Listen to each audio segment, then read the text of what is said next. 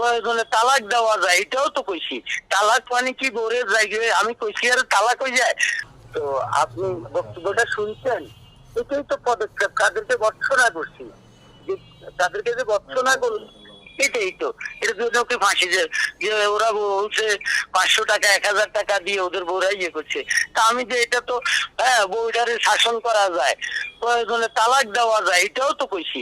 তালাক মানে কি বোরের জায়গায় আমি কইছি আর তালাক হয়ে যায়? মানে সাবধান করা, তুমি যে কাজটা করছো এটা ঠিক না, তোমাকে এই কাজের জন্য ঘৃণা করি। এটা পর্যন্ত বলছি যে একজন বউ নফল ইবাদত করতে হলে স্বামীর অনুমতি লাগে, বুট বেচতে হলে স্বামীর অনুমতি লাগে না?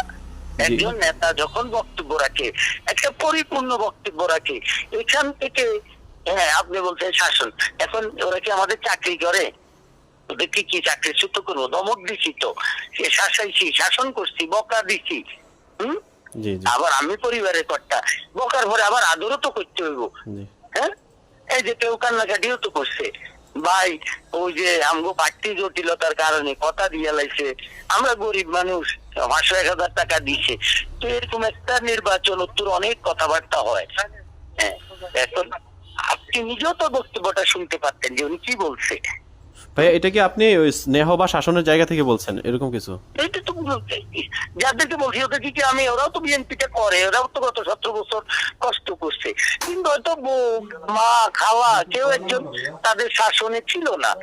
তো আমি পরিবারের কর্তা হিসেবে কেন ছিল না এটা বলতে হবে, তো জবাবদিহিতাতে আনতে হবে তো ভাইয়া। এবং একদম ক্লিয়ার ছিল বক্তব্যটা। এখানে যদি কেউ কাটছাটও করে সুযোগ নেই, আর কাটছাট করলেও আমার কিচ্ছু আসে যায় না, কথা বুঝছেন? ওই যে অনেকে দেখলাম যে ফেসবুকে এটা একটু অন্যরকম ভাবে মন্তব্য করছে আর কি, এই বিষয়টা নিয়ে কিছু বলার আছে কিনা আপনার? সারা শরীরের মধ্যে এই যে যেখান একটু একটু চুলকানি দিলে মজা লাগে, খাদ্যতে মজা লাগে, দিলে অসুবিধা কি? ওয়াসাল মিয়ার নাম এটা তো প্রচারণ লিখছে। হ্যাঁ,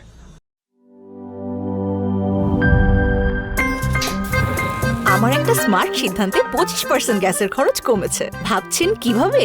সাধারণ গ্যাস স্টোভ বদলে আমি এনেছি আরএফএল গ্যাস স্টোভ। এর সাইন্টিফিক নজল ও ব্রাস বার্নার ক্যাপ সমানভাবে তাপ ছড়িয়ে রান্না করে দ্রুত, তাই গ্যাসও বাঁচায় 25%, টাকাও বাঁচে 25%। আরএফএল গ্যাস স্টোভ নিরাপদ ও গ্যাস সাশ্রয়ী।